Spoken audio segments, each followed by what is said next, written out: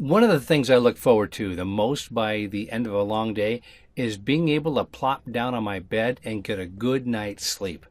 My days are usually hectic, and I try to live as much of a balanced life as possible. So when it's time for bed, you can expect that I am drained. However, I've had those nights when I just can't sleep, no matter how tired I already am. Has that ever happened to you? When you're just lying in bed in the middle of the night, tossing and turning, and in the end, it ruins your entire next day because you're tired and lack sleep? Well, I have come up with a few solutions that will help you with this dilemma of yours.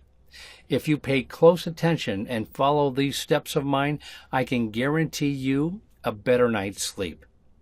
So the first thing I like to do before going to bed is setting the right temperature for my room. I usually find it better to sleep in a cold room, so I make sure to keep the temperature between 17 to 20 Celsius grades, but you might want to experiment on your own in order to find the ideal temperature for you. If you don't own an air conditioner, try sleeping with an electric fan aimed towards you and skipping out on thick beddings. I think we can all agree that it's impossible to sleep in a location that's too loud.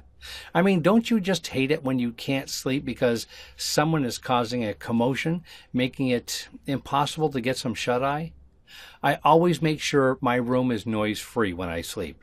If it's white noise from a fan or something, I'm fine. But if there are sounds which I cannot control, like traffic outside or noisy neighbors, I make sure to have a pair of earplugs close by.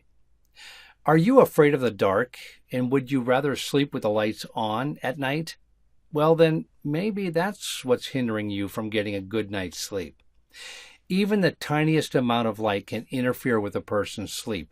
So if you want to sleep better at night, turn off your lights, your phone, and make sure you have blackout curtains when the sun starts to creep in.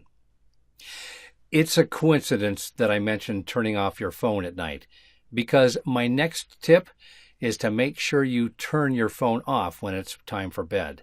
Turning off your phone not only helps you sleep better, it also helps in your health.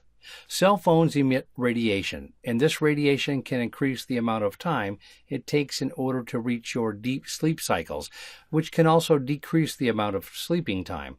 So when it's bedtime, set your phone to airplane mode or simply just shut off your phone. It's really simple. Also, stop looking at your phone screen just before going to bed. The screen light, even if it's set to very low, can affect your brain in a very negative way. We'll talk about this in the next lecture. That's the last tip that I'll be sharing for this video, is to control certain colors that enter your room. Blue light triggers wakefulness, such as light coming from your computer screen, or sunshine coming midday. However, warm colors such as red, say from a fireplace or from warm colored light, does not affect sleep and is actually better. So if you want to sleep better, make sure you turn off all the possible lights. But if you do need a light, opt for a warm color instead.